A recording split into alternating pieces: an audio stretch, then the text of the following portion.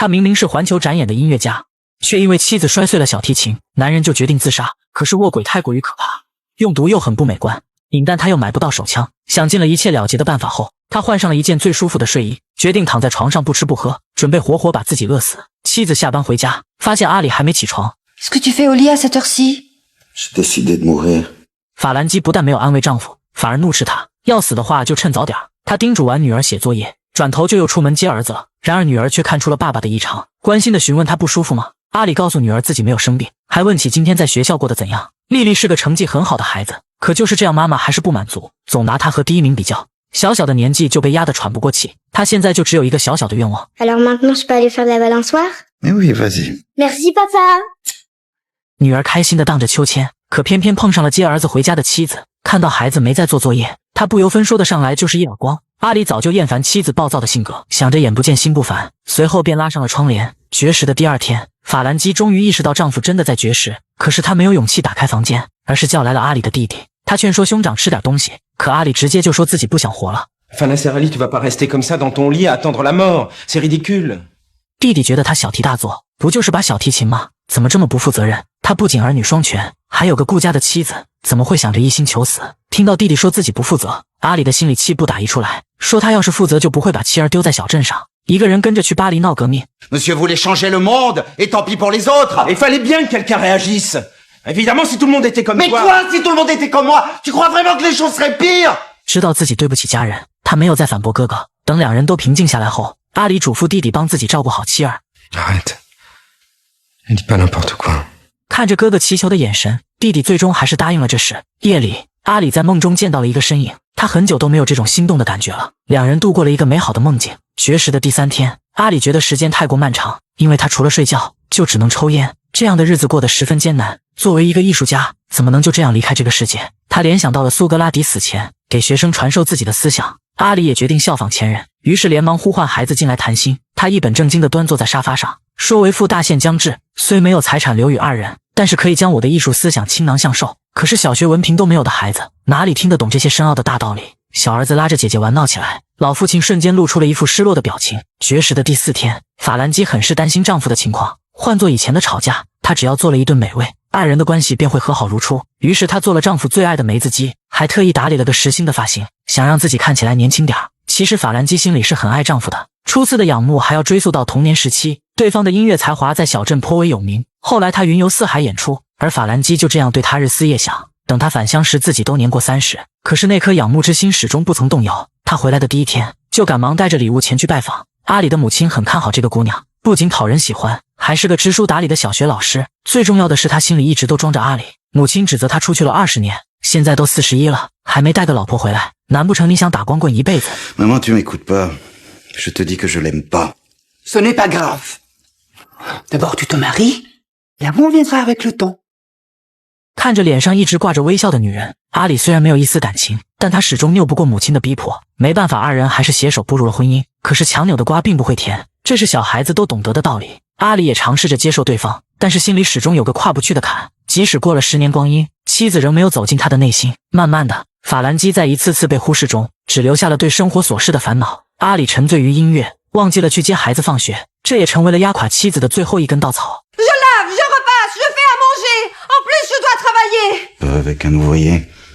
Tu le savais en m'épousant que j'étais un artiste. 二人的吵架还没结束，阿里又摆起拉琴的架子，妻子终于忍无可忍了，一把抢过小提琴摔了个稀碎。阿里虽然悲痛欲绝，但是念在夫妻一场，还是决定重新找一把新琴。可是崭新的小提琴却拉不出他想要的感觉。如今丈夫深陷痛苦深渊，即使他端来了对方最爱的梅子鸡，阿里连看都没看一眼。 Excuse-moi, mon amour. Tu sais à quel point je t'aime. Nasser Ali, je t'en prie. 法兰基的恳求没有让他回心转意，反而得到了一句：我从来没有爱过你。他其实早已看出那把琴背后隐藏着不为人知的秘密，本以为摔碎小提琴就可以了断丈夫心中的思念，却没想到将他彻底推入深渊。绝食的第5天，虚弱的阿里连香烟也拿不动了，他尽心尽力地召唤死神，到现在连一个鬼影子都没见到。绝食的第6天，他终于如愿在梦境里遇到了死神，可即便早已做好了心理准备，见到对方的那一刻，还是止不住的后悔。他拼命地奔跑，想要逃离死神的手掌心，可是对方哪是他召之即来挥之即去的。他不停地向妻儿说着对不起，而死神则是把他拉到了谈判桌上，说自己之所以这么晚来，是因为他的小儿子每晚都向着上天祈祷，希望爸爸能回心转意。死神不愿伤害孩子幼小的心灵，可是阿里的身体已经无力回天了。死神破例给了他1天时间，他可以回去与家人道别。就这样，到了绝食的第7天，即使叫来医生施救，也没能改变阿里的命运。没办法，家人们只能怀着悲痛的心情，一一与阿里道别。他伸手抚摸妻子沾满泪水的脸颊，一瞬间，那个令他魂牵梦绕的女人出现在了眼前。阿里慢慢模糊了视线，随之进入了生命结束时的跑马灯。30年前的阿里还是个音乐学徒，因为他的琴声中没有感情，老师便不留情面地批评了他的音乐。阿里的演奏技巧确实很出色，但是只有通过感情，才能让听众感受到生命的力量。C'est vide, c'est le néant, ce n'est rien. 而这股生命的气息，需要你用心去感受，必须要抓住它，才能成长为艺术家。初出茅庐的阿里无法理解大师的话，不过他也尝试着去抓住那股气息。就在这时，一个女人吸引了他的注意，他追了对方一路，发现他进了父亲的钟表店。在对方回眸的一瞬间，阿里彻底沦陷了。他十分肯定，这就是他所追求的生命另一半。可就在这时，他的父亲过来推销起面前的钟表。阿里的心思全在女孩身上，没经过任何思考，顺口就答应买下这昂贵的钟表。他花光了所有的积蓄，不过这玩意儿并不是表面的那么华而不实。他刚一回家就把它弄坏，然后拿去店里维修，想要再次与女孩碰面。就这样1星期坏了10次，老板也被折磨得痛不欲生。终于在他坚持不懈下，再次见到了那个日思夜想的女孩。这次他鼓起勇气追了出去，终于问到了对方的名字依兰。他滑稽的样子逗得对方开怀大笑。阿里大胆地邀约依兰，他们一起去影院看恐怖片，在悠闲的假日为依兰演奏乐曲。他也渐渐被阿里的魅力折服。几个月的相处下，二人终于站在了浪漫的爱情树下。Iran, voulez-vous bien m'épouser? Mais bien sûr, mon amour. C'est mon vœu le plus cher. 郎有情来妾有意，二人简直是天造地设的一对。可是依兰的父亲却不同意这桩婚事，说生活不只是依靠爱情，你一个搞音乐的，家庭又没有背景，我女儿耗费青春，等你变为功成名就的音乐家，那她一辈子就毁了。Vous êtes encore jeune. Avec le temps, vous l'oublierez. Elle vous oubliera aussi. 阿里没有谈条件的资格，只能起身离开。但是他还是回头保证，自己会通过努力证明自己的。依兰无法理解父亲的做法，冒着大雨追了出去。可是他并不是来追随阿里的，而是要当面与他分手。依兰心里无疑是爱他的，但是父亲对他也是无比的重要。就这样，这对苦命鸳鸯的爱情结束了。但是他们的故事还没到终点。失去了挚爱的阿里，拉琴的感觉也不一样了。大师也被他流露出的悲伤打动。Désormais, tu es un grand musicien. Enfin, tu es arrivé à t'emparer du soupir. 大师打开尘封已久的箱子，说这把小提琴是他师父传给他的。现在大师将它传给阿里，并提醒他，爱是永恒的。你虽然失去了那个人，但是你们的爱将会换作另一种方式，存在你拉的每一个音符中。Je sais de quoi je parle. Va maintenant. Je n'ai plus rien à t'apprendre.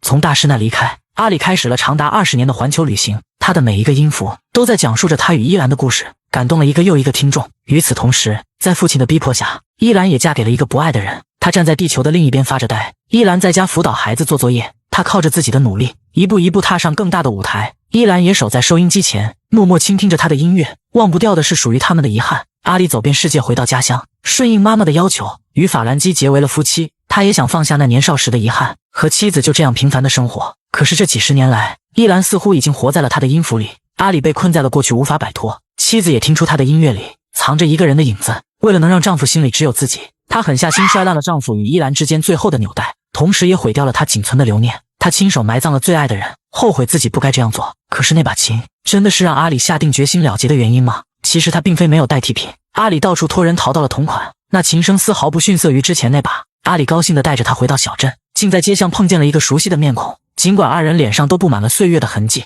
阿里还是毫不犹豫地叫住了对方。Vous ne vous souvenez pas de moi? Je suis désolée.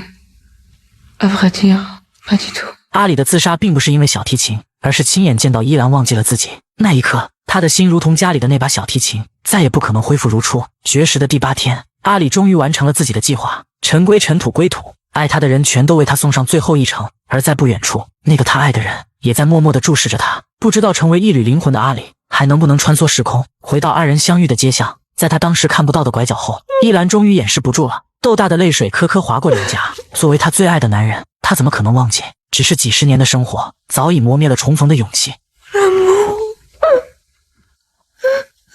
当他的谎言说出口的瞬间，阿里的生命热情也随之一同消逝。他的爱情与艺术皆成绝响，只留下一声叹息，在琴弦上永远的震颤。他的音乐因失去爱人而诞生，也因执着于过去，丢失了身边原有的爱与责任。法兰基的大餐承载着他卑微的爱意，梅子鸡之味的背后是婚姻的苦涩。两个本不该在一起的人，始终无法填补灵魂的隔阂。被人逼迫的婚姻，终会成为冰冷的牢笼，要么被囚禁一生，要么在无尽的痛苦中结束。